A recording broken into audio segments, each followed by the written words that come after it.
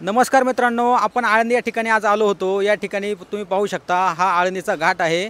या ठिकाणी एक काका आहेत, ते लोकांचं भविष्य सांगतात। त्यांच्याकडे एक पोपट आहे, त्या पोपटाच्या माध्यमातून ते लोकांचं भविष्य सांगतात आणि ते कितपत खरं आहे आणि याला कोणता आधार आहे हे आपण त्यांच्याकडून जाणून घेणार आहोत। तर चला मित्रांनो, आपण पाहूयात। हे आजपासून नाही 30 वर्षापासून आहे। नमस्कार काका, नाव काय तुमचं? राजू शिंदे। आणि तुम्ही म्हणजे हे भविष्य सांगता, हे भविष्य तुम्ही कशाच्या आधारावर सांगता? ज्योतिषचं काम आहे पुराणं आपलं, आजपासून नाही, हे कमसे 30 वर्ष झालं। आमची पिढीची पिढी हे काम करते ज्योतिषचं। म्हणजे 30 वर्षापासून तुम्ही असं लोकांचं भविष्य सांगता। तुमच्या पहिल्या पिढ्यांनी पण हेच काम केलं? हेच काम केलं आमचं पुराण। हां आमच्या आजील वडील जो बी होतं त्यांनी पूर्ण काम हेच केलं।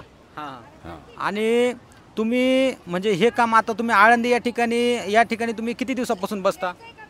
इथं आळंदीला मला 3 वर्ष झालं। म्हणजे 3 वर्षापासून तुम्ही हे इथं आळंदी या ठिकाणी काम करता। ह्याचं म्हणजे कसं, म्हणजे तुम्ही कशाच्या आधारावर असं सांगता? ज्योतिष शास्त्र पंचांग राहतं, शास्त्रे पंचांग आहे, पंचांग ज्योतिष शास्त्र याच्या अनुसार सांगतो। ज्योतिषच्या अनुसार। ज्योतिषानुसार हां, हे जे आपल्याला कसं थोडं लक्ष आहे, सुरू बसून आहे, आज बसून नाही, ते काम करतो। तुमच्याकडं हा जो पोपट आहे, हा पोपट तुमच्याकडे किती दिवसापासून आहे? हे आता 1.5 साल झालं। 1.5 साल। दीड वर्षापासून तुमच्याकडे हा पोपट आहे? 1.5 वर्षापासून। ह्या पोपटाचं नाव काय? ज्योती। तुम्ही पाहू शकता मित्रांनो, या ठिकाणी पोपट आहे। थोडा जवळून दाखवा पोपट। बाहेर काढून दिला। चल ज्योती, आता काढा।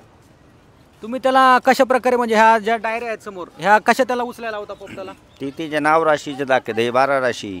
12 राशी। 12 राशीचा प्रश्न आहे। हां। आता समजा एखादा व्यक्ती तुमच्याकडे आला, तर म्हणजे तुम्ही तो तुमचा पोपट आहे, त्याला कशा प्रकारे तुम्ही सूचना देता? त्याला सूचना नाही, जसं कोणाची नाव राशी भविष्य पंचांगमध्ये बघून सांगणं पडतं आपल्याला, असं आहे। बरं, ठीक आहे।